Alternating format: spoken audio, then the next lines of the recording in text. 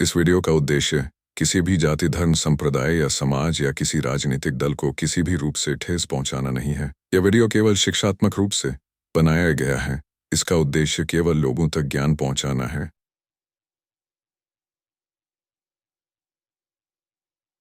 सत्य की जिज्ञासा चैनल में हमारे सभी दर्शकों का हार्दिक स्वागत है। दोस्तों, आज मैं टॉपिक ले रहा हूं कॉन्ट्राडिक्टरी, विरोधाभास, कॉन्ट्राडिक्टरी स्टेटमेंट। दो तरह की बातें, दोगली बातें, विरोधाभास। जैसे कि आपको पुलिस ने बुलाया या कोई भी सरकारी यंत्रणा ने आपको नोटिस जारी किया, आपको वहां पर अपना पक्ष रखना है। तोंडी, जुबानी या लिखित आपको ले जाना है, लिखा हुआ, या कि आपको अतः समक्ष मसलेला वो टाइप करेंगे और आप उनके सामने अपना बयान दर्ज कराएंगे, स्टेटमेंट देंगे। जैसी भी सुविधा हो, जैसी भी जानकारी हो, कॉन्ट्राडिक्टरी स्टेटमेंट में आप दो तरह की बातें जैसे ही करेंगे, अधिकारी चाहे तो आपको रोक सकता है। लेकिन जरूरी नहीं है कि आप जहां पर अपना बयान दर्ज करा रहे हैं वो महाशय आपसे ज्यादा दिमाग रखते हों, ये जरूरी नहीं है। लेकिन आपको उनकी कुर्सी की इज्जत करनी है।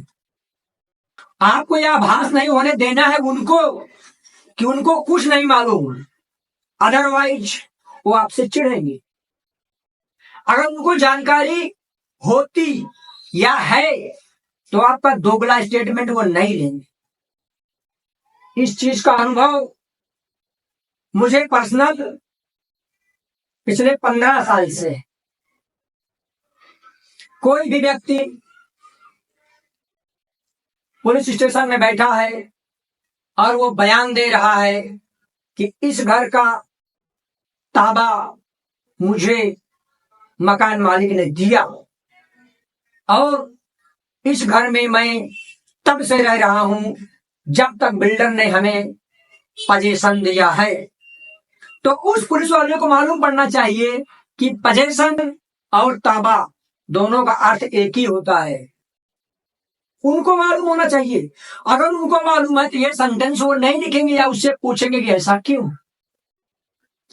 एक एक दिन में अगर दो रसीदें बन रही हैं तो यहां पर भी कॉन्ट्राडिक्टरी स्टेटमेंट है। एक एग्जाम्पल दूं, 6 फरवरी 2008 को 2 रसीद बन गई। एक रसीद बनी, सेम अमाउंट डाला गया, उसमें 2 विटनेस। फिर दूसरी रसीद बनी, सेम अमाउंट डाला गया, उसमें 2 अलग विटनेस। तो यहां पर कॉन्ट्राडिक्टरी स्टेटमेंट है। ये विरोधाभास उत्पन्न कर रहा है। तो यही चीज आपको मदनी न्यायालय में भी काम में आएगा, पुलिस यंत्रणा में भी काम में आएगा। जितने शासकीय यंत्रणा हैं, अपने सभी दर्शकों से मैं विनती करता हूं, इस शब्द का उपयोग करना आरंभ कर दीजिए। अभी इसका उपयोग पूरे महाराष्ट्र में 0.00000.1% है। इस शब्द का उपयोग कोई नहीं कर रहे हैं, जबकि इसका उपयोग ज्यादा से ज्यादा होना चाहिए, क्योंकि 420 लोग, अभी तो कलम भी 420 खत्म हो गया, अभी 316 हो गया। यानी कि फसवड़ू करने वाले, फ्रॉड करने वाले, इनका हर बयान कॉन्ट्राडिक्टरी स्टेटमेंट ही होता है। यह शब्द आपको आपके प्रत्येक लेटर में लिखा जाना चाहिए। और मैं शासकीय यंत्रणा से, यानी कि पूरे महाराष्ट्र के और इनके साथ साथ पूरे भारत देश के सभी पुलिस वालों से विनती करता हूं कि पूरे भारत देश में ऐसा कोई स्टेट नहीं है, ऐसा कोई डिस्ट्रिक्ट नहीं है, ऐसा कोई तालुका नहीं है, ऐसा कोई पुलिस स्टेशन नहीं है जहां पर कि फ्रॉड काम लोग करके ना गए। तो इस शब्द का इस्तेमाल आप अपने स्टेटमेंट में भी लीजिए, FIR कॉपी में भी लीजिए, माननीय न्यायालय के सामने भी रखिए, उनके समक्ष भी रखिए और इसका ज्यादा से ज्यादा उपयोग करिए।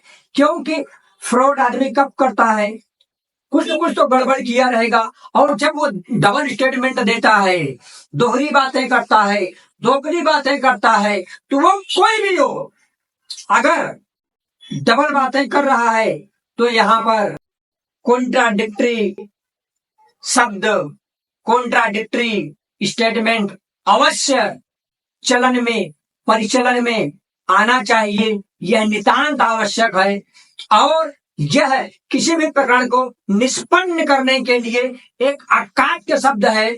अगर इसको पुलिस यंत्रणा अपने चार्जशीट में मेंशन कर देगी तो सामने वाले को 100% सजा लगेगी।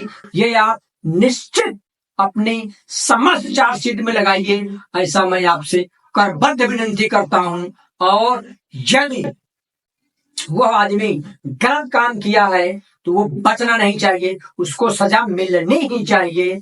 क्योंकि जब कहीं से लोगों को न्याय नहीं मिलता और सब जगह जाकर थक जाते हैं, तब वो पुलिस यंत्रणा में बड़ी विश्वास के साथ जाते हैं, और जब वहां भी उनको न्याय नहीं मिलता तो मायूस हो जाते हैं।